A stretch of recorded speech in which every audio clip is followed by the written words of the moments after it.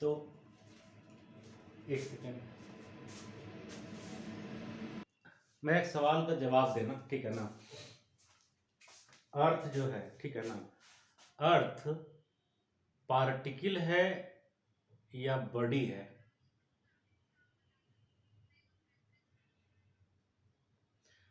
अर्थ particle की तरह कब बिहेव करता है?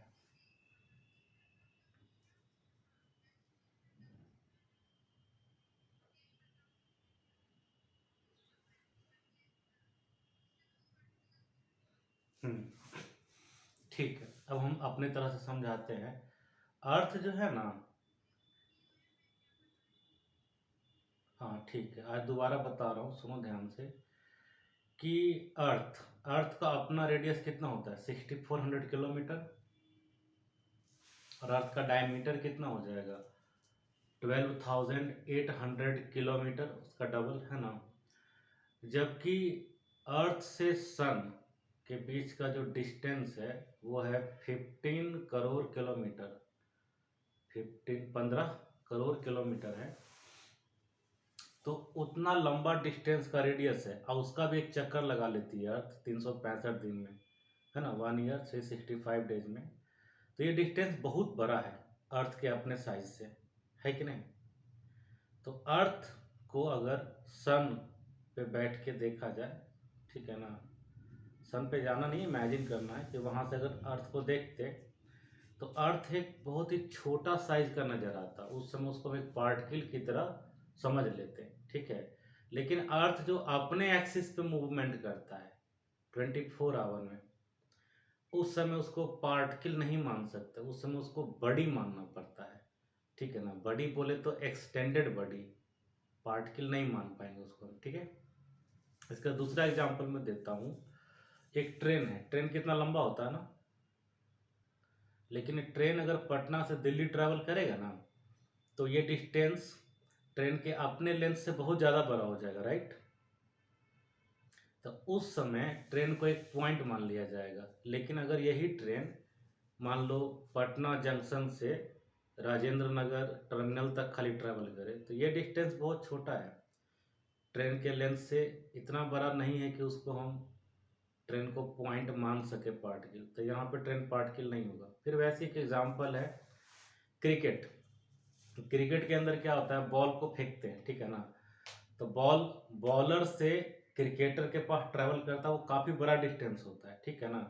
लेकिन बॉल मान लो बीच में ज़मीन पे पटकाएगा, तो थोड़ा सा ऐसे स्पिन करता है, हल्का सा करता है ना, और उसके बाद फिर हवा में उड़ जाता है। तो जो थोड़ा सा स्पिन किया, हल्का सा, उस समय वो जो डिस्टेंस ट्रैवल करेगा, क्या वो बॉल के साइज से बहुत बड़ा होगा? नहीं होगा। तो उस समय बॉल को हम पार्टिकल नहीं मानेंगे। लेकिन वो जो इतना लंबा डिस्टेंस ट्रैवल करेगा, पूरे पिच का लेंथ, या मान लो बैट्समैन से बाउंड्री तक का जो डिस्टेंस है, वो डिस्टेंस काफ़ी लार्ज है बॉल के साइज से, तो उस समय वो पार्टिकल हो जाएगा। लेकिन ज़मीन पे जिसमें पटका के हल्का सा ऐसे टर्न लेता है, ठीक है ना, उस समय उसको हम पार्टिकल नहीं मान सकते। तो एक बड़ी ही पार्टिकल बन जाता है अगर उसके थ्रू ट्रैवल किया गया डिस्टेंस क्या हो, काफ़ी लार्ज हो, ठीक है ना। तो ये कंसेप्ट है, क्लियर हुआ? तो हम लोग पहले पार्टिकल का डिफिनीशन समझेंगे, लिखेंगे। उसके बाद रिजिड बॉडी का डिफिनीशन समझेंगे, लिखेंगे। उसके बाद मैं ये बताऊंगा कि रोटेशनल मोशन जो है ना, ये पार्टिकल नहीं करता, वो एक रिजिड बॉडी करता है, ठीक है ना। तो रोटेशनल मोशन जो है ना, वो बेसिकली रिजिड बॉडी मोशन होता है। ये क्या होता है?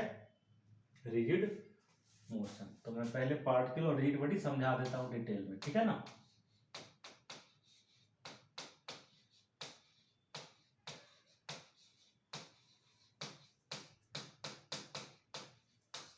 और वो भी जो बॉडी रहेगा ना, ये कैसा बॉडी रहेगा? एक्सटेंडेड। रिजिड बॉडी का मतलब एक्सटेंडेड बॉडी ही होता है, फैला हुआ, एक पॉइंट नहीं हो सकता, ठीक है। तो पहले मैं पार्टिकल समझाता हूँ, ठीक है। What is particle?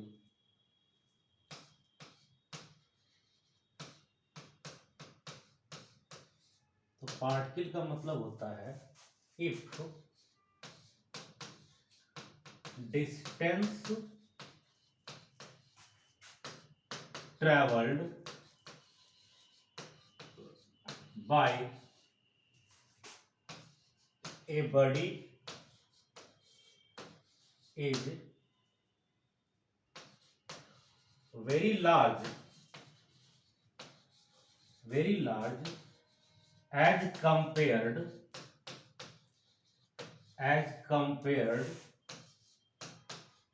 to the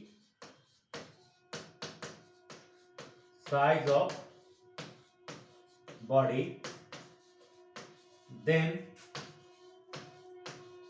body is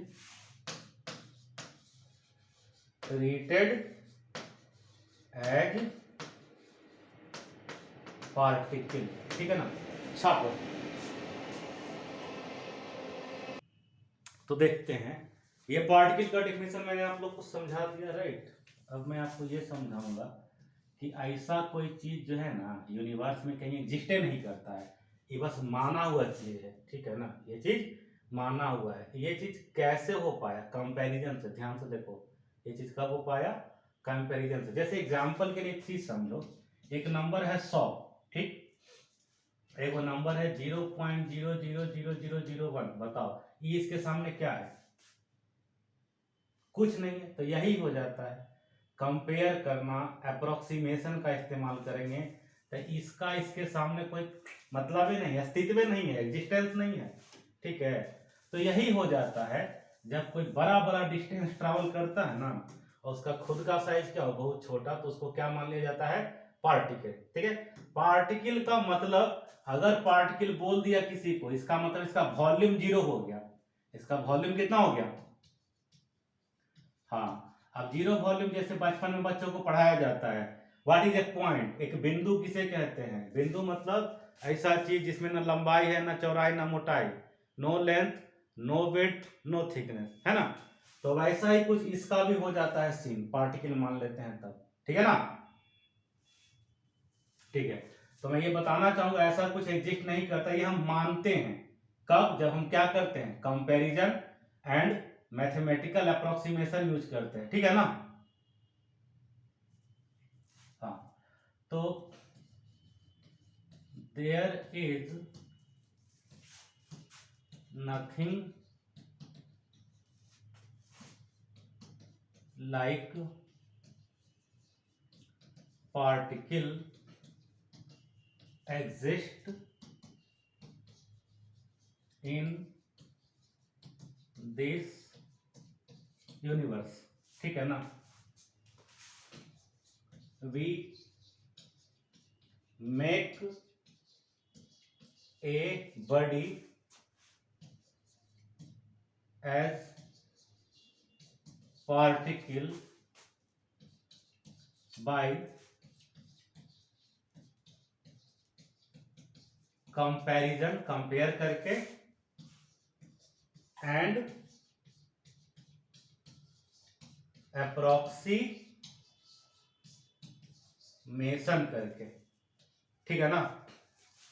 and सबसे इंपॉर्टेंट थिंग, एक पार्टिकल जो है वो रोटेशन नहीं करता है, वो सिर्फ ट्रांसलेशन करता है। ठीक है ना,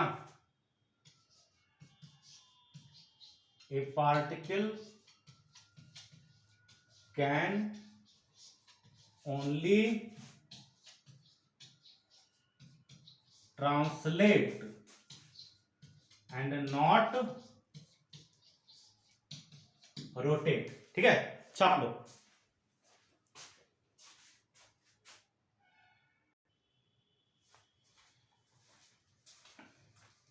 तो हम रिजिड बॉडी के बारे में बता रहे हैं। ठीक है ना,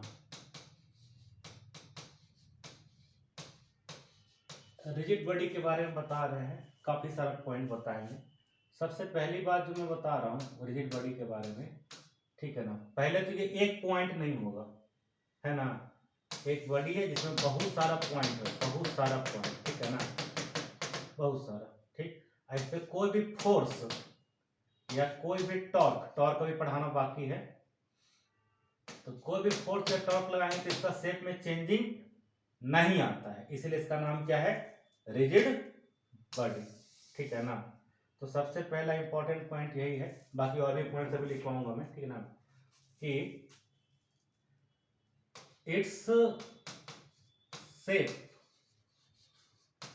and size cannot be changed by application of any force or any torque. ठीक है, पहला पॉइंट। दूसरा पॉइंट बताना चाहूंगा मैं कि ये ना एक पॉइंट नहीं होता, कम से कम दो पार्टिकल चाहिए, दो पॉइंट। अब ऐसे practically infinite number of particle होता है, ठीक है ना, है ना। It consists of many point masses, और इसी को हम क्या बोलते हैं, पार्टिकल्स, और मेनी पार्टिकल्स, ठीक है ना। So it is extended body, या एक्सटेंडेड क्या बोल सकते हैं इसको, एसओपी याद होगा, एक्सटेंडेड सिस्टम ऑफ पार्टिकल। ठीक है, मिनिमम नंबर ऑफ पार्टिकल क्या हो सकता है, एटलीस्ट दो, ठीक है ना।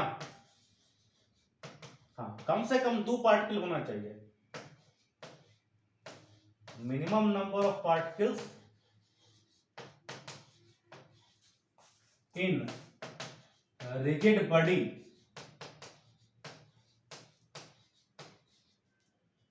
इज 2 होगा, ठीक है ना। अभी और भी डिटेल बताऊंगा, छापो पहले इसको, ठीक है।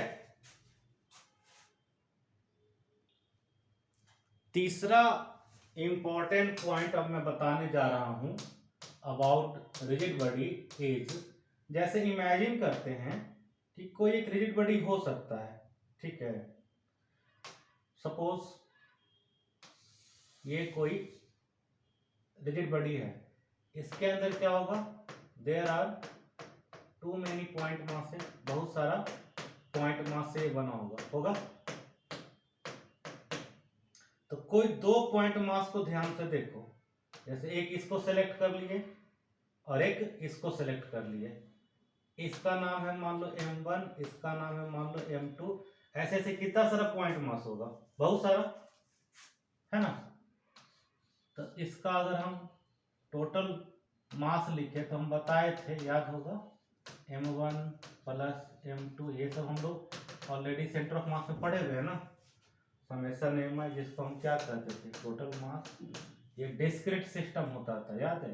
यही जब कंटिन्यूअस सिस्टम हो जाता था तो इसको क्या बोलते थे, डीएम होता था, ठीक है। ये तो खैर मास की बात है। अभी देखो, इन दोनों को मिलाने वाला एक लाइन है, इन दोनों को मिलाने वाला क्या एक लाइन है, देखो तो क्या ये लाइन दिख रहा है, ठीक है। अब अगर इसके शेप को बदला नहीं जा सकता है, इसका मतलब ये दोनों कभी एक दूसरे के पास आएगा, क्या कभी एक दूसरे से दूर जा पाएगा, नहीं। कहने का मतलब इन दोनों के बीच का जो ये दूरी है, डिस्टेंस है, लेंथ है, ये कभी बदलेगा, नहीं बदलेगा, ठीक है। तो कहने का मतलब ये पार्टिकल इसके पास नहीं जा सकता, इससे दूर नहीं जा सकता, ये पार्टिकल इसके पास नहीं जा सकता, दूर नहीं जा सकता। तो इन दोनों के बीच का रिलेटिव वेलोसिटी हमेशा कितना रहेगा, 0। यही कंसेप्ट था, ठीक है ना।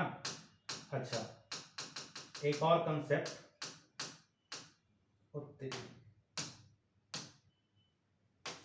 पास और दूर तो नहीं जा सकता, लेकिन ये बताओ क्या परपेंडिकुलर जा सकता है, और अगर ये परपेंडिकुलर जाएगा तो इसका पाथ क्या बन जाएगा, सर्कल। तो इसीलिए रिजिड बॉडी मोशन का जो पार्टिकल है वो क्या कर सकता है, सर्कुलर मोशन कर सकता है। ठीक है, ये भी एक कंसेप्ट हुआ, समझ में आया? मैं लिख देता हूं इसको, ठीक है ना। अच्छा ये वाला रहने दे कि मिटा दें? हाँ वैसे भी समझा हुआ है ना पहले से। तो एक कंसेप्ट तीसरा ये था, ठीक ना, कि relative separation between any two particles of rigid body does not changes. मतलब कि रिलेटिव वेलोसिटी इन दोनों को मिलाने वाले लाइन के अलाउंग क्या रहेगा? Always zero. ठीक है, relative separation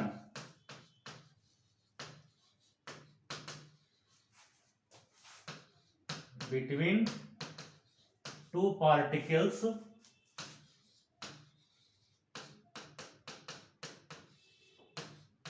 of a rigid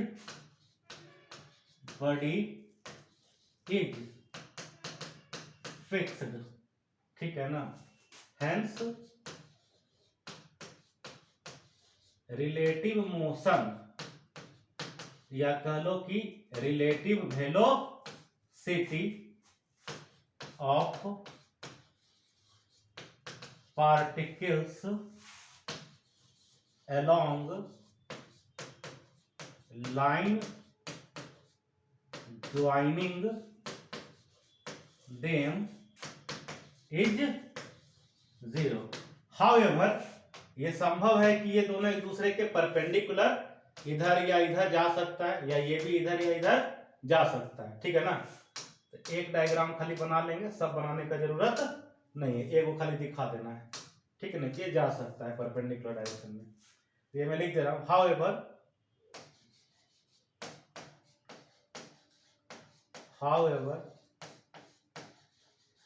particle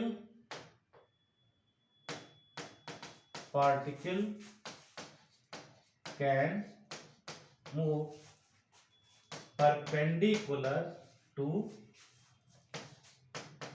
line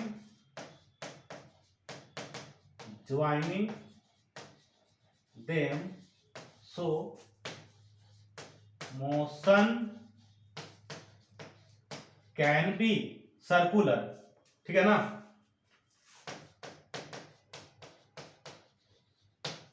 ठीक है, मैं एक सर्कल बना के भी दिखा दे रहा हूं। सर्कल देखो, ये जब घूमेगा तो कुछ इस प्रकार से सर्कल ये बना सकता है। ठीक है ना,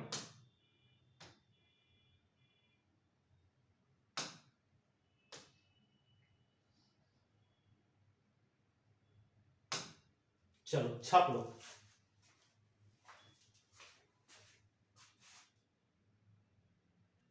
देखो बाबू, तो हम तुम्हें समझा दिए कि एक पार्टिकल क्या होता है और एक रिजिड बॉडी क्या होता है। एक रिजिड बॉडी का पार्टिकल मूव कैसे कर सकता है, सर्कुलर पाथ में बता दिए थे।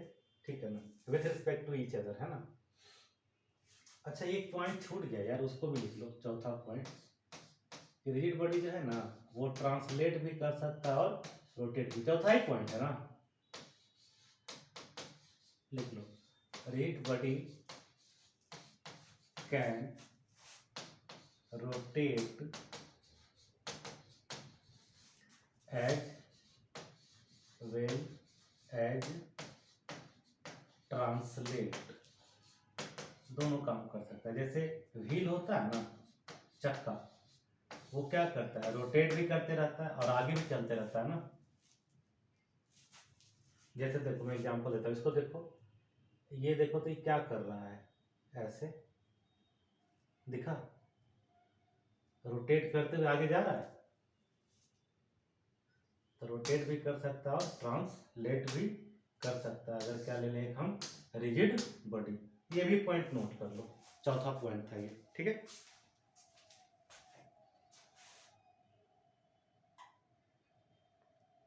ठीक है, तो मिटा दें। ठीक है,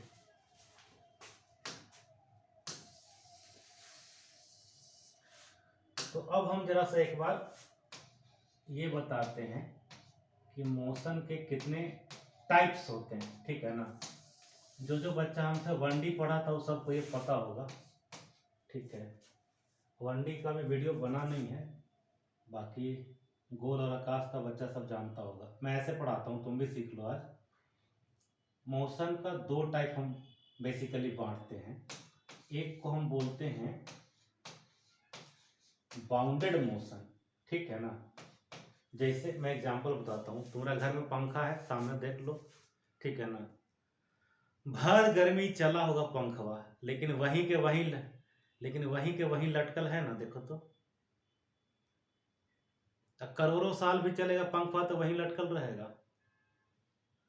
क्योंकि उसका मोशन बाउंडेड है ना।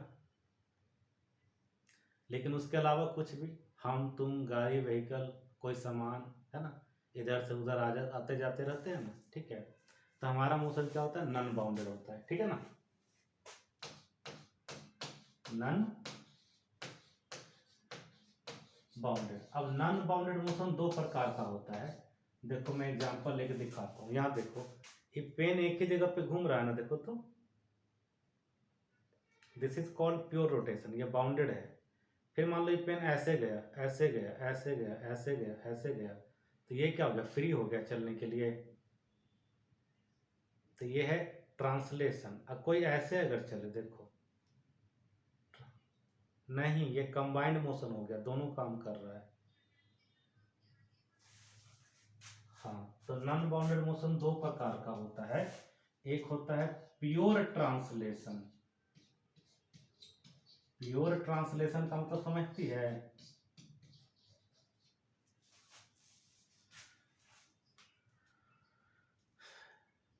क्लास में मैं ऐसे बोलता हूँ, ठीक है ना। प्योर मतलब छुच्छे ट्रांसलेशन, एकदम, मतलब उसमें और कुछ मिक्स नहीं है, ठीक। छुच्छे समझती है। सही है। मेरा एक कजन था, बोलता, उससे पूछते थे का खाए हो, तो कहता था दाल भात छुच्छ। दाल भात छुच्छे। एक होता है कंबाइंड मोशन। तो कंबाइंड मोशन क्या होता है, ट्रांसलेशन प्लस रोटेशन, ठीक है ना। ये होता है ट्रांसलेशन प्लस रोटेशन, ठीक है। तो इसका चर्चा बहुत बाद में होगा, इसी चैप्टर में होगा। इसका चर्चा कर चुके हैं। Motion in one dimension, motion in two dimension, NLM, work energy, power, centre of mass, सब पढ़ लिए ना हम लोग। तो उसमें क्या ही का चर्चा होता था, प्योर ट्रांसलेशन का ही चर्चा होता था, ठीक है। ये है बाउंडेड मोशन, जिसको हम लोग क्या कहते हैं, प्योर रोटेशन। हम लोग यही पढ़ने वाले हैं, ठीक है ना। और प्योर ट्रांसलेशन जो होता है, इसका फर्दर दो कैटेगरी होता है, ठीक है ना। एक होता है लीनियर मोशन और एक होता है रैंडम मोशन, ठीक है। रैंडम मोशन जो होता है ना, वो जिगजैग पाथ पे होता है। और लीनियर मोशन दो तरीके का होता है, रेक्टिलिनियर एंड कर्वी लीनियर, ठीक है। मैं इसको थोड़ा छोटा कर देता हूँ, क्योंकि मेरे को और भी कुछ बताना है इसमें, ठीक है।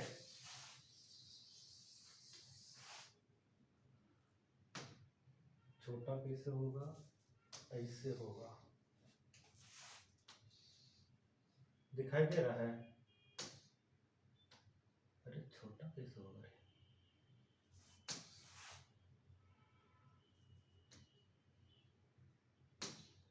हाँ चलो, इतना में काम चल जाएगा। दिखाई दे रहा है ठीक से, ठीक है। तो लीनियर मोशन जो है ना, जिसका पाथ सर्टेन होता है, तो सर्टेन पाथ दो प्रकार का होता है ना। एक होता है रेक्टिलिनियर, ठीक है, मतलब स्ट्रेट लाइन। और एक क्या होता है, कर्वीलिनियर। कर्वीलिनियर पढ़ी होगी, जैसे सर्कल, पैराबोला, याद है। हाँ, रेक्टिलिनियर 1D में पढ़ते थे, कर्वीलिनियर किस में पढ़ते थे, 2D में और 3D में, ठीक है ना। रेक्टिलिनियर 1D में पढ़ते हैं, लेकिन ये 2D 3D सब में हो सकता है, ठीक है। तो इतना टाइप का देखो मोशन होता है। तो इधर वाला ये जो दिख रहा ना, ये वाला चीज, ये इतना दूर, ये ऑलरेडी पढ़ा जा चुका है। अब खाली इसको और इसको पढ़ना बाकी है, ठीक है। तो ये चीज लिख लो अपने कॉपी में, ठीक है।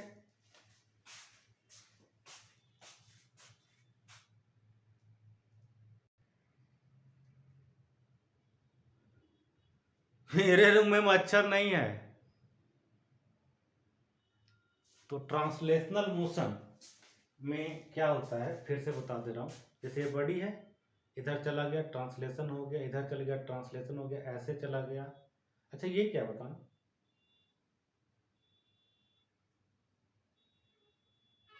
जब ये बहुत बड़ा सर्कल रहता है ना, तो जैसे अर्थ को पॉइंट मान लेते हैं, तो इसको भी क्या मान लेते हैं, पॉइंट मान लेते हैं, ठीक है ना। अच्छा ये देखो सर्कुलर है, बट ये ट्रांसलेशन है कि रोटेशन? हाँ सही पकड़े, क्योंकि बड़ी खुद के पैरेलल जब तक रहता है ना, तो ये ट्रांसलेशन होता है। लेकिन अगर ऐसे कर दिए तो ये क्या हो गया, रोटेशन। हाँ ये मेन अंतर है, ठीक है ना। रोटेशन में देखो ऐसे परपेंडिकुलर नहीं, नॉन पैरेलल अगर हो गया ना, जैसे ऐसे है, कुछ भी मूवमेंट कर ले, ठीक है ना, खुद के पैरेलल जब तक रहेगा तब तक ये क्या होता है, ट्रांसलेशन। जब ये रोटेट कर जाता है ना खुद के रिस्पेक्ट में, तो यही क्या हो जाता है, फिर रोटेशन कहलाने लगता है, ठीक है ना। ट्रांसलेशन का मतलब क्या होता है, parallel shift of a body, ठीक है ना। इसका मतलब क्या होता है, parallel shift of a body along any path. Any path का मतलब स्ट्रेट लाइन, कर्व या जिगजैग, है ना। एनी पाथ का मतलब क्या हो सकता है, स्ट्रेट लाइन, चाहे कर्व लाइन, या फिर चाहे क्या, जिग जैग, कोई भी पाथ ले लो, समझ गए, जिग जैग, जो अभी बताए भी थे, ठीक है। ट्रांसलेशनल मोशन का एक खासियत होता है, इसके अंदर जितना भी पार्टिकल होगा ना, इस सब का डिस्प्लेसमेंट, वेलोसिटी और एक्सेलरेशन क्या रहेगा, सेम रहेगा, ठीक ना। तो ये इंपॉर्टेंट पॉइंट है, इन translational motion linear velocity, linear velocity, linear displacement, linear displacement and linear acceleration, linear acceleration क्या,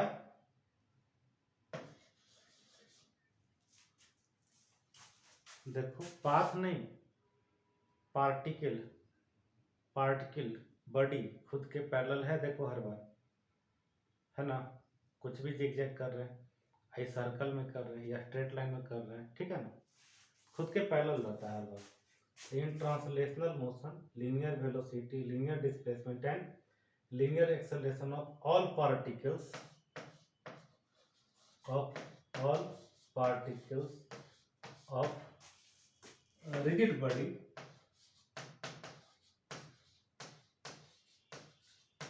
इज सेम। ये एक खास प्रॉपर्टी है, ध्यान से समझ लो, ध्यान से लिख लेना, ठीक है।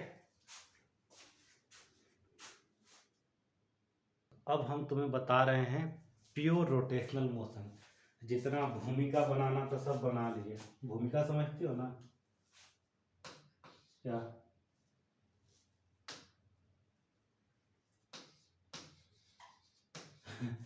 अंग्रेजी में क्या बोलते हैं उसको,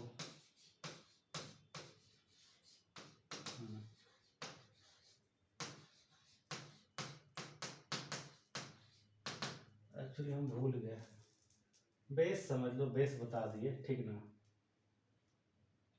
प्योर रोटेशनल मोशन अब हम समझाते हैं, सब समझा दिए, ठीक है।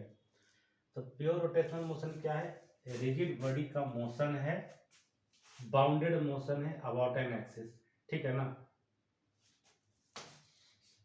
तो it is bounded motion, it is bounded motion of a rigid body about a fixed axis, ठीक है, in which particles of rigid body circles about axis of rotation, ठीक है। अच्छा, रोटेशनल मोशन में क्या है, बॉडी बाउंडेड है एक एक्सिस के अबाउट, और वो क्या कर रहा है, मूव कर रहा है, और उसका पार्टिकल क्या कर रहा है, सर्कल कर रहा है अबाउट क्या, एक्सिस ऑफ रोटेशन, ठीक है। इसके आगे बता रहा हूँ, देखना ध्यान से। देखो पार्टिकल्स, जितना पार्टिकल है जो सर्कल बना रहा है, उन सारे सर्कल का प्लेन आपस में पैरेलल होगा, ठीक है ना। Plane of all circles are parallel to each other and centers of all circles lie on a line called axis of rotation,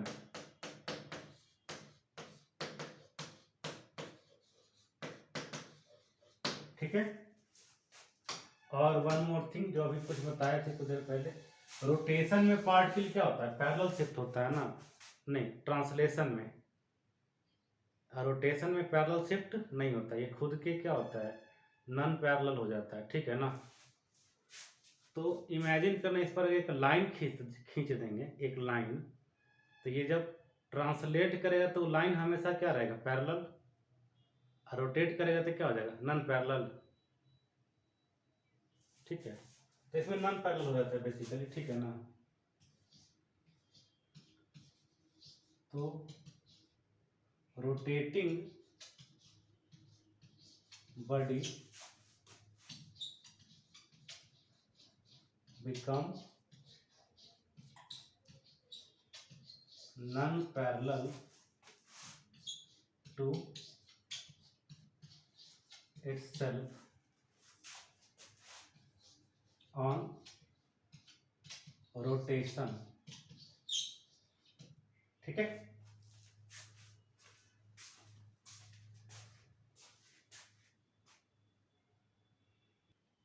अच्छा, जो अभी हम सामने,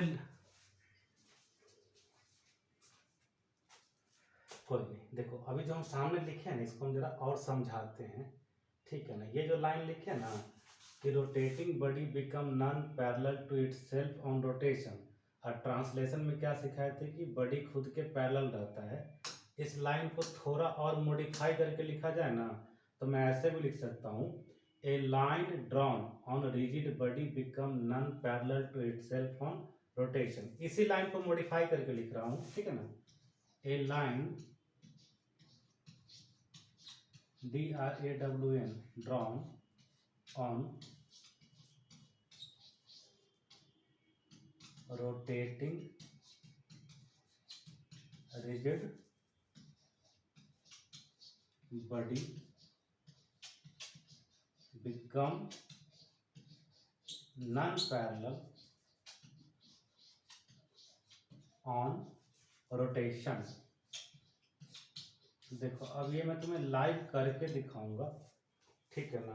देखो मान लो कि ये कोई सा एक बॉडी है, है क्या? ठीक है, दिख रहा है? इस पर एक लाइन खींच देते हैं, देखो लाइन भी दिख रहा है। अब इसको हम क्या करते हैं, ट्रांसलेट कर रहे हैं, देखो ट्रांसलेट किए किए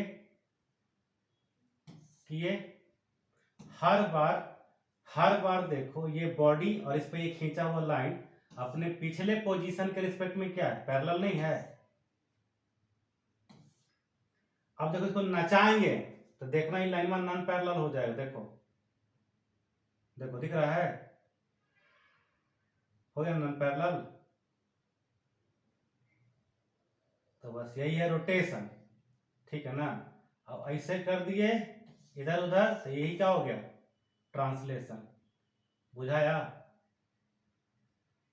तो वही यहाँ पे लिखे थे कि एक लाइन जब हम ड्रॉ करते हैं रिजिड बॉडी पे तो वो खुद के क्या हो जाता है, नॉन पैरेलल रोटेशन पे, ठीक है ना। और ट्रांसलेशन पे हमेशा क्या रहता है, पैरेलल रहता है। क्लियर? ये जब भी हम फिगर नचा के दिखाए तो उसको भी ड्रॉ करना है क्या, यह समझ गई? बैठ गया ना? हाँ, वो समझने की चीज है, ठीक है ना। अच्छा, एक चीज और, ये जो हम यहाँ पे लिखे हैं इसको थोड़ा और डिटेल में समझा देते हैं, ठीक है।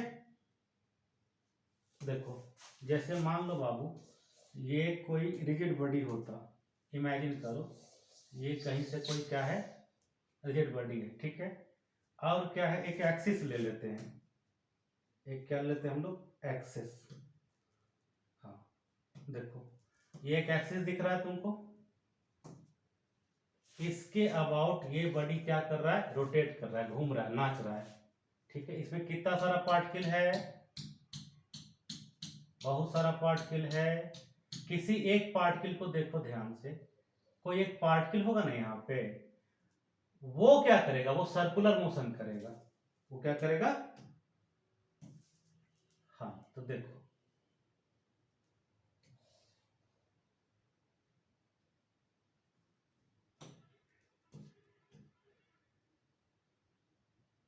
ये सर्कुलर मोशन इस तरीके से करेगा, ठीक है। ये इस तरीके से नाचेगा कि इसका सेंटर किस पे आ जाए, इसी एक्सिस पर आ जाए, ठीक है ना।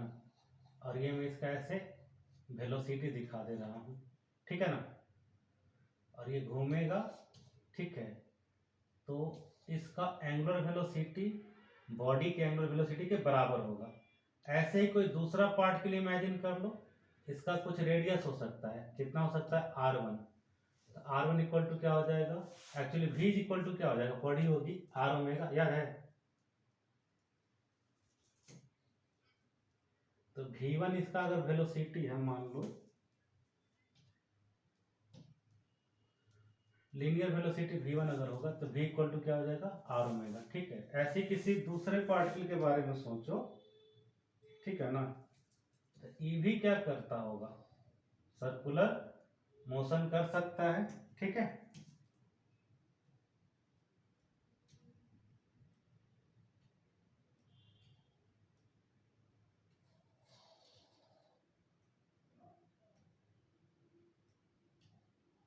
देखो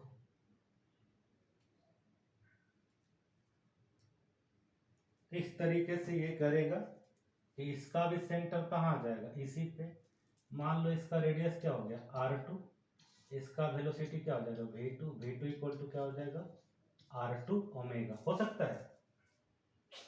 तो ये ध्यान देना, सबका ओमेगा क्या है, सेम है, लेकिन सबका रेडियस क्या होगा, अलग अलग, मास भी अलग अलग होगा। इसका मास क्या मान लो, m1, इसका मास क्या मान लो, m2। अब ऐसे इमेजिन करो कितना सारा पार्टिकल होगा, बहुत सारा होगा।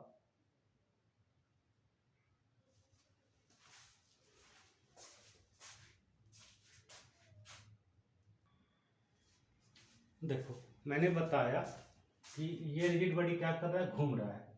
तो इसके अंदर जितना पार्टिकल है वो सब क्या करेगा, सर्कुलर मोशन करेगा। जैसे कोई पार्टिकल है m1, ये एक सर्कुलर मोशन करेगा जिसका रेडियस क्या है, r1, और उसका पार्टिकल का वेलोसिटी क्या होगा, v equal to r omega. ऐसे कोई दूसरा पार्टिकल है, ये भी ऐसे सर्कुलर मोशन में घूमेगा, इसका नाम है m2, ठीक है। और इसका वेलोसिटी क्या हो सकता है, V2 is equal to R2 omega, radius क्या है R2 है, ठीक है ना। ध्यान देना ये सारे सर्कल्स का जो प्लेन है ये आपस में क्या रहेगा, पैरेलल, और इन सब का जो सेंटर है ये एक ही लाइन पे होगा जिसको बोलेंगे एक्सिस ऑफ रोटेशन, और ये सब जो घूमेगा ना तो सबके घूमने का एंगुलर वेलोसिटी क्या रहेगा, सेम रहेगा। हाँ, तो वही हम यहाँ पे लिखे थे कि plane of all circles are parallel to each other and centres of all circles lie on a line called axis of rotation. तो ये इसका एक्सप्लेनेशन यहाँ पर हम दे रहे थे, ठीक है ना, ये नोट कर लो, ठीक है।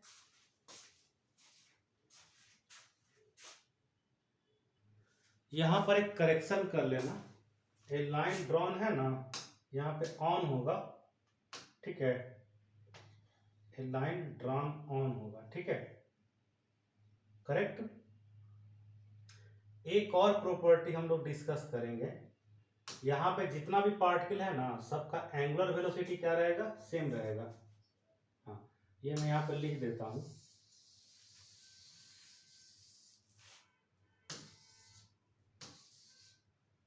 ये क्या हो गया,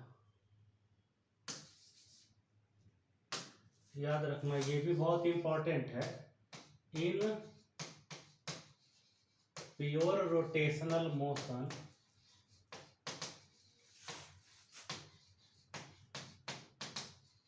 all particles of rotating rigid body move with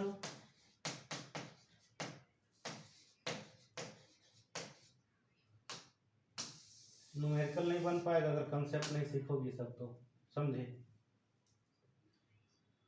हाँ, और कभी कभी पूछ भी देता है थ्योरी बेस्ड क्वेश्चन, ठीक है। Centre of mass,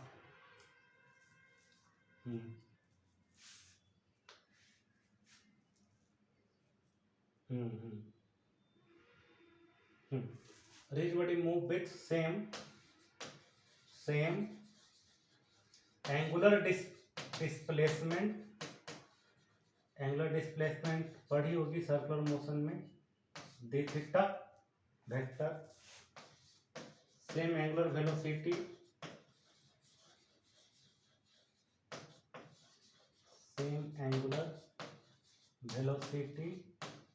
omega and same angular acceleration alpha, ठीक है ना। सबका एंगुलर मोशन का जितना भी टर्म होता है, एंगुलर डिस्प्लेसमेंट, एंगुलर वेलोसिटी और एंगुलर एक्सेलरेशन, ये सारे पार्टिकल का सेम रहेगा। जैसे ट्रांसलेशनल वाले में बताए थे अभी कुछ देर पहले, सबका लीनियर डिस्प्लेसमेंट, लीनियर वेलोसिटी और लीनियर एक्सेलरेशन क्या रहता था, सेम, ठीक है ना। चलो छाप लो। अब हम लोग को करना पड़ेगा सर्कुलर मोशन का काइनेमेटिक्स, ठीक है। सर्कुलर मोशन का kinematics already motion in a plane में पढ़ना था, ठीक है ना। अगर समय मिले तो कभी जाके देख लेना, मैं वीडियो शेयर कर दूंगा, ठीक है ना। प्लेलिस्ट में है सर्कुलर मोशन का काइनेमेटिक्स, ठीक है ना। बाकी मैं अभी बता भी दे रहा हूँ, देख लो।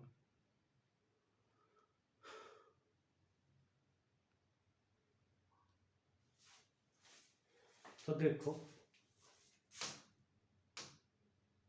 मान लेते हैं कि कोई एक रिजिड बॉडी है, ठीक है, और ये क्या कर रहा है, रोटेट कर रहा है, ठीक है। अब हम किसी एक पार्टिकल पे अपना ध्यान कंसंट्रेट करेंगे, ठीक है ना। हम लोग एक पार्टिकल पे अपना ध्यान कंसंट्रेट करने वाले हैं, ठीक है। ये एक्सिस ले लेते हैं, इसके अबाउट पार्टिकल को रोटेट कराएंगे, ठीक है ना। तो मान लो कोई पार्टिकल है,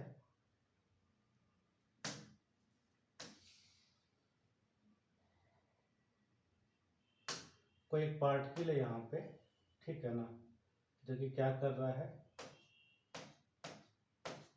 इसके साथ रोटेट कर रहा है, ठीक है ना।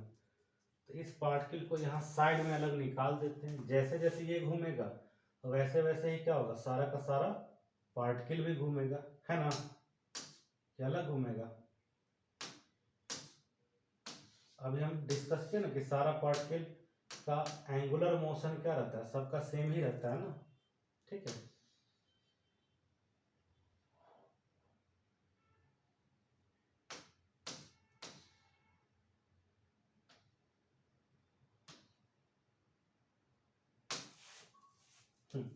तो मान लो ये घूम रहा है, ये इसका सेंटर है, ये इसका सर्कल है। तो इस सर्कल को हम बाहर निकाल के दिखा रहे हैं समझाने के लिए, ठीक ना। ये देखो हम बाहर निकाल दिए हैं इसको खाली समझाने के लिए, ठीक है। मान लो कि पार्टिकल किसी समय यहाँ पे था, यहाँ पे, ठीक है, और कुछ देर बाद वो यहाँ पहुँच गया, ठीक ना। तो अगर हम ये समझते हैं कि पोजीशन वेक्टर है कुछ, तो पहले ये पोजीशन वेक्टर होगा, बाद में क्या हो जाएगा, ये हो जाएगा पोजीशन वेक्टर, ठीक है। ये जो पाथ है, ये देखो, इसको डिस्प्लेसमेंट बोलेंगे, डी वेक्टर। और ये जो एंगल है इसको बोलते हैं क्या हम लोग, डी थीटा। तो ये डी थीटा ही क्या है, इसी को बोलते हैं एंगुलर डिस्प्लेसमेंट। और ये हो गया ओमेगा, ओमेगा को क्या बोलते थे, याद करो, D theta by D T बोलते थे ना, इंस्टेंटेनियस एंगुलर वेलोसिटी, ठीक है। और D omega by D T rate of change of angular velocity, इसको बोलते थे एंगुलर एक्सेलरेशन। ये सब सर्कुलर मोशन के काइनेमेटिक्स में पढ़ना था, ठीक है।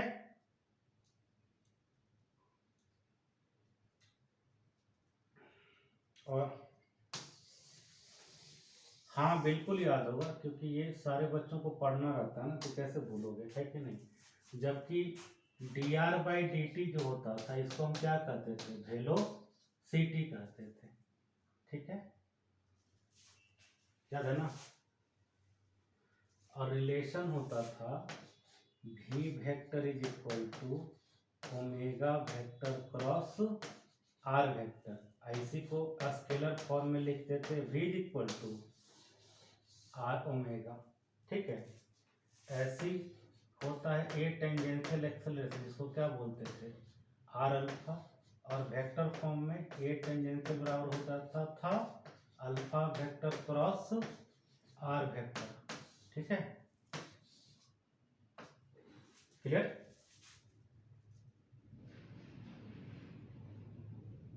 इसको नोट कर लो।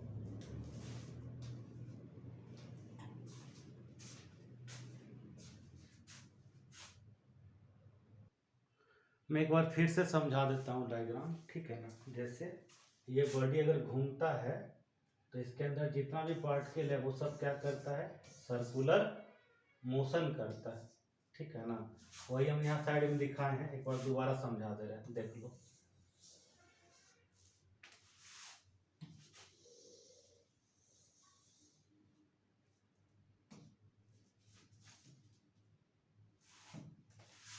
देखो अब और साफ साफ समझ में आ जाएगा, अच्छे से समझ में आ जाएगा। देखो मान लो कि पार्टिकल किसी वक्त पे यहाँ पे था, ठीक है ना। तो ये इसका क्या कहलाएगा, पोजीशन वेक्टर। चलते चलते मान लो ये यहाँ पहुँच गया, ठीक है ना। तो इसको बोलेंगे R vector plus D R vector. जहाँ पे डी आर वेक्टर क्या है, ये दोनों पॉइंट के बीच में डिस्प्लेसमेंट दिख रहा है, ये वाला, यही है डी आर वेक्टर। जब बहुत छोटा कर्व का टुकड़ा लेते हैं तो वो लगभग स्ट्रेट होता है, पढ़ी होगी। यही एंगल में जो चेंज आ गई डी थीटा हो गया। मान लो जब यहाँ पे थे तो समय 30 है, यहाँ पहुंचे तो समय क्या हो गया, टी प्लस डी टी। तो टाइम कितना चेंज हुआ, dt ना। तो यही dt समय में जितना एंगल में चेंज आया d थीटा बाई dt, इसी को क्या बोलते हैं हम लोग, एंगुलर वेलोसिटी। और dr में जो चेंज आता है, अभी हम कहीं पे लिखे थे ना, यहाँ पे लिखे थे, जो dr में चेंज आता है dr बाई dt, इसको क्या बोलते हैं, लीनियर वेलो। ये दोनों में रिलेशन होता है v वेक्टर बराबर omega vector cross r vector, जहाँ पे स्केलर फॉर्म में लिखते हैं v equal to r omega, ठीक है ना। और अगर एंगुलर वेलोसिटी बदलता है, जैसे पंखा को स्विच ऑन या ऑफ करते हैं तो एंगुलर स्पीड उसका चेंज करता है ना, तो rate of change of angular speed को क्या बोलते हैं, एंगुलर एक्सेलरेशन। ये क्या है, एंगुलर एक्सेलरेशन है, ठीक है ना। तो एंगुलर एक्सेलरेशन, और यदि स्पीड बदलता है dv बाई dt, तो dv बाई dt को बोलते हैं ए टेंजेंशियल, पढ़ी होगी ये भी। इसको बोलते हैं rate of change of speed, इसको क्या बोलते हैं, रेट ऑफ, हाँ, rate of change of speed. इसको कहा जाता है टेंजेंशियल एक्सेलरेशन। तो ये टेंजेंशियल एक्सेलरेशन और अल्फा में रिलेशन होता है, ये टेंजेंशियल बराबर आर अल्फा। अब वेक्टर फॉर्म में क्या होता है, ये टेंजेंशियल बराबर alpha vector cross R vector. समझ गए सब। चलो ये भी चीज एक समझ लो, डायरेक्शन का, ये क्लियर हो गया ना। कुछ और भी बताना है मुझे, वो भी बता देता हूँ।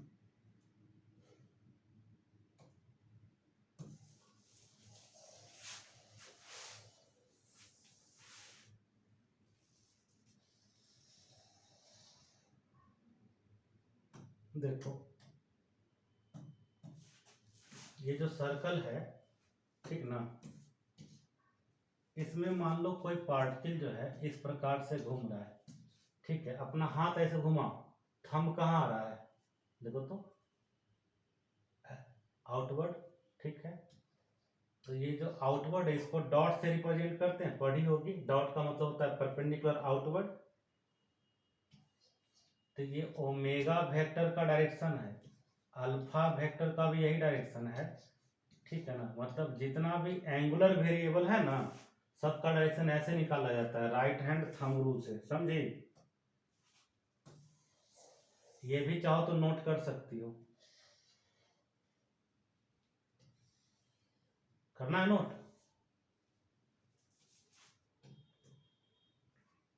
देखो एक और एग्जांपल दे रहा हूं, मान लो कोई ऐसे घूमते रहता, ठीक है ना, इसके डायरेक्शन में हाथ घुमाओ, देखो तो थंब कहाँ जाएगा, इनवर्ड,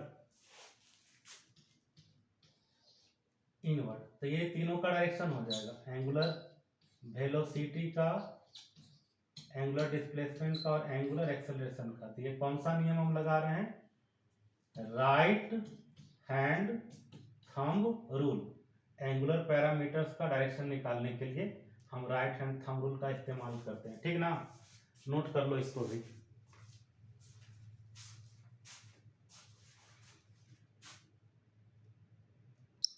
इसमें थोड़ा सा जानकारी अभी हम और देंगे, ठीक है ना। ये जो एंगुलर डिस्प्लेसमेंट होता है, एंगुलर वेलोसिटी और एंगुलर एक्सेलरेशन होता है, ये तुम्हें जानना चाहिए। इन सब का नाम जानती हो क्या होता है, इन सब का नाम होता है एक्सियल वेक्टर। इन सब का नाम क्या होता है, एक्सियल वेक्टर। एंगुलर डिस्प्लेसमेंट का, एंगुलर वेलोसिटी का और एंगुलर एक्सेलरेशन का। क्यों, क्योंकि ये जो डॉट दिखाए हैं ना, ये एक लाइन है, इसी को तो एक्सिस हम बोलेंगे, या जो क्रॉस दिखाए हैं ये एक एक्सिस होगा। जैसे ये पेन, ये एक्सिस है, ये एक्सिस है, ठीक है ना। तो इन सब का डायरेक्शन कहाँ डायरेक्टेड रहता है, एक्सिस के अलॉन्ग, इसलिए इनको हम क्या बोलते हैं, एक्सियल वेक्टर, ठीक है। या इनका एक और नाम होता है स्यूडो वेक्टर, ठीक है ना। ये हम सर्कुलर मोशन के काइनेमेटिक्स में पढ़ाए थे, तुम भी जान लो, समझ गए। स्यूडो वेक्टर का मतलब वो होता है, तुम्हें लिखना है तो लिख लेना, स्यूडो वेक्टर का मतलब ये होता है जिसमें डायरेक्शन होगा लेकिन ओरिजिन नहीं होगा, ठीक ना। अब बाकी ये जो डायरेक्शन बताया हम क्रॉस प्रोडक्ट वाला, ये भी हम एक्सप्लेन कर दे सकते हैं। वो पहले लिख लो एक्सेल वेक्टर वाला पूरा ड्रामा जो है, ठीक है ना। फिर हम तुमको ये जो क्रॉस प्रोडक्ट लिए ना, उसका डायरेक्शन भी हम समझा देंगे।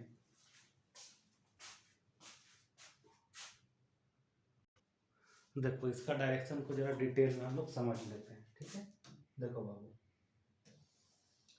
मान लो कि हमारा जो पार्टिकल है वो इस प्रकार से मूव कर रहा है, ठीक है।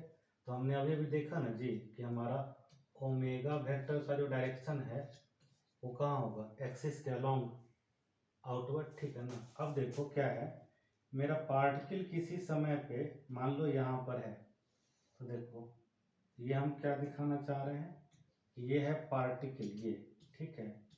और ये इसका क्या हो गया, पोजीशन वेक्टर आर वेक्टर, ठीक है। अब देखो ध्यान से समझना, ये पेन जो मैं दिखा रहा हूँ ये ओमेगा वेक्टर का डायरेक्शन है, ठीक ना, बाहर आ रहा है। और ये पेन आर वेक्टर का डायरेक्शन, तो देखना ऐसे करना, ये हाथ देख रही हो मेरा कहाँ रखे, ओमेगा वेक्टर के अलोंग, इसको इधर रोटेट करना है आर वेक्टर की तरफ, ठीक है ना। तो जब रोटेट करेंगे ना तो देखो थंब कहाँ जा रहा है, ऊपर जा रहा है, यही भी वेक्टर है, ठीक है ना, यही क्या है, भी वेक्टर। हाँ, तो यहीं पे आना भी चाहिए था ना भी वेक्टर को, तो देखो यही भी वेक्टर होगा, जो कि अभी हम क्रॉस प्रोडक्ट करके ऐसे बता रहे हैं, थंब जिधर जा रहा है ना वही क्या होगा, भी वेक्टर का डायरेक्शन होगा, बुझी, ठीक है। नोट कर सकते हो इसको भी, डायरेक्शन समझना बहुत जरूरी था। देखो हम तुम्हें इसका और एक एग्जांपल दे देते हैं, एकदम डिटेल में समझो, है ना, समझ रही हो सकता है पर्टिकुलर ऐसे घूम रहा हो सकता है ना जी। In that case omega vector कहाँ हो जाएगा, अंदर की तरफ हो गया। अब मान लो यहीं पर हमारा पार्टिकल है, ठीक है, इसका ये पोजीशन वेक्टर हो जाएगा। अब देखो क्या है, ओमेगा वेक्टर अंदर की तरफ है, समझना, ओमेगा वेक्टर अंदर की तरफ है। अब मुझे आर वेक्टर की तरफ रोटेट करना है, ये पेन को आर वेक्टर समझ लो, तो देखो ऐसे रोटेट कर रहे हैं, देखना थंब कहाँ चला जा रहा है, नीचे, तो यही हो जाएगा हमारा क्या, भी वेक्टर का डायरेक्शन हो जाएगा ना। तो इस पे सेट हो गया, दोनों क्लियर है, छाप लो।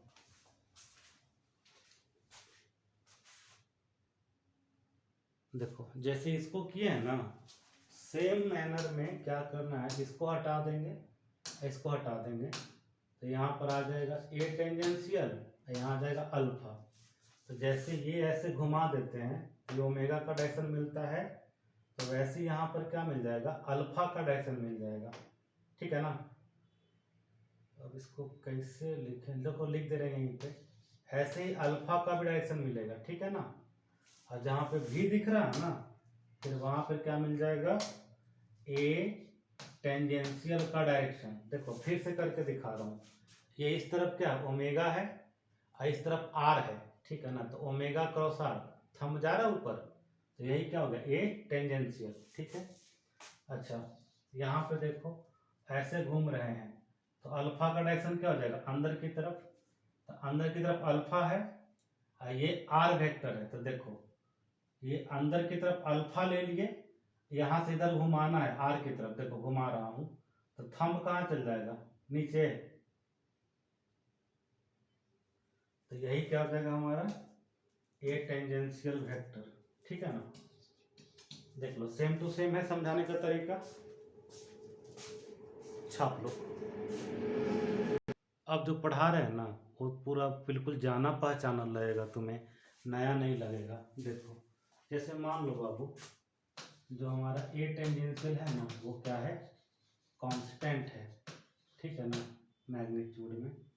तो याद है भी इक्वल टू क्या लेते हैं, U plus A T, S equal to U T plus half A T square, और भी स्क्वायर इक्वल टू क्या लेते हैं, U square plus two S लेते हैं ना,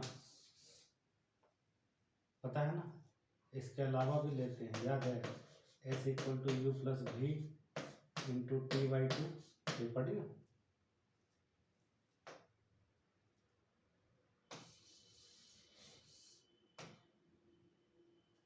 पढ़ी हो ना।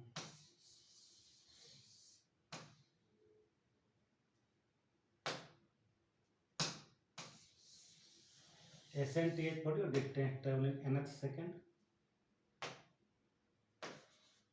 एस एन टी एच होता है ना u plus 2n minus 1 by 2 into a, ये भी पढ़ी होगी।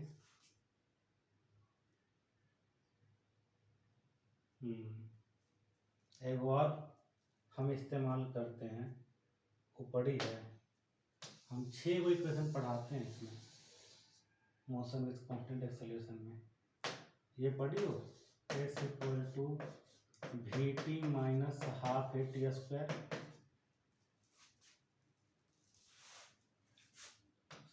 इतना इक्वेशन है कांस्टेंट एक्सेलरेशन में खाली, समझे। ये T4 क्या होता है, टेंजेंशियल, T4 टें, यहाँ पे हर जगह मैं लिखूं या ना लिखूं तुम समझ जाना ये किसके लिए बता रहे हैं। टेंजेंशियल का मतलब ये कर्व पाथ है ना, तो इस डायरेक्शन, हाँ टेंजेंट के अलाउंग सब कुछ स्टडी किया जा रहा है, ठीक है। तो इसमें तो कहीं कोई दिक्कत नहीं, सब जगह वही टेंजेंशियल लगा हुआ रहेगा। अब लिख दें कि समझ जाओगे, सब जगह पे टेंजेंशियल छुपा हुआ है हर जगह पे, ठीक ना। बाकी में भी वही है। तो इसी प्रकार से अगर अल्फा क्या रहेगा, कांस्टेंट, तो ऐसे इक्वेशन बनेगा जैसे v बराबर क्या होता है, फाइनल वेलोसिटी, या u क्या होता है, इनिशियल वेलोसिटी। तो यहाँ ओमेगा फाइनल बराबर हो जाएगा omega initial plus alpha T, हो जाएगा। याद आ रहा है, ये पढ़ाई हुआ होगा पक्का, ठीक है। तो दूसरा का क्या हो जाएगा, angular displacement delta theta equal to omega initial into T, या प्लस क्या हो जाएगा हाफ अल्फा टी स्क्वायर, ठीक। ऐसी ओमेगा फाइनल का स्क्वायर बराबर ओमेगा इनिशियल का square plus 2 into alpha delta theta, ठीक है ना। ऐसी यहाँ पे डेल्टा थीटा बराबर ओमेगा इंटू डी बाई 2, ठीक है ना। ऐसे angle move in nth second, तो हो जाएगा omega initial plus 2n minus 1 by 2 into ए, ठीक है। 5 हो गया। अब फिर डेल्टा थीटा इक्वल टू हो जाएगा omega final into t minus क्या alpha, alpha alpha over right, हाँ ठीक है ना, क्लियर। अब मान लो अगर एक्सेलरेशन 0 हो जाता था, ठीक है ना, तब तो खाली यही लिखते थे ना, delta S equal to V delta T, और तो कुछ नहीं होता था, या इसी को सिंपली ऐसे लिखते थे, S equal to V T लिखते थे ना। तो ऐसे अगर अल्फा 0 हो जाए तो थीटा इक्वल टू क्या लिख देंगे, ओमेगा इंटू टी, या डेल्टा थीटा बराबर ओमेगा इंटू डेल्टा टी, समझी, ठीक है ना। जहाँ जहाँ एस है वो बेसिकली डिस्प्लेसमेंट है, डेल्टा एस है। जहाँ जहाँ एस लिखे हैं ना वो एक्चुअली में है क्या, डिस्प्लेसमेंट, डेल्टा एस। यहाँ पर भी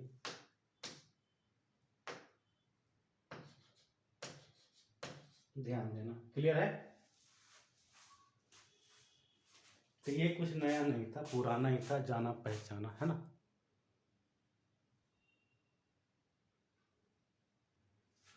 मान लो अगर यही जो हमारा एक्सेलरेशन था ना वो कांस्टेंट नहीं रहता, तो याद है ना, फिर हमको डिफरेंशिएशन इंटीग्रेशन करना पड़ता है ना। ये अगर मान लो क्या है D V by D T, तो डी वी बराबर क्या हो जाता है ए डी टी का इंटीग्रेशन टी फोर टेंजेंशियल, ठीक है। या ये भी होता है ना A tangential equal to V into D V by D S, तो वी डी वी बराबर क्या हो जाता ए इंटू डी एस का इंटीग्रेशन, हो जाता। ये टी से कंफ्यूज नहीं होना है, टी बोले तो टेंजेंशियल, हाँ और जैसे कि v बराबर क्या है ds बाई dt, तो ds बराबर v dt। ये चीज काइनेमेटिक्स में पढ़ाया गया था, नथिंग न्यू है कि नहीं। ऐसे ही सोचो ओमेगा बराबर क्या होता है D theta by D T, तो डी थीटा बराबर क्या आ सकता है ओमेगा इंटू डी टी का इंटीग्रेशन हो जाएगा जैसे ये है, ठीक है। मान लो कि अल्फा यदि कांस्टेंट नहीं है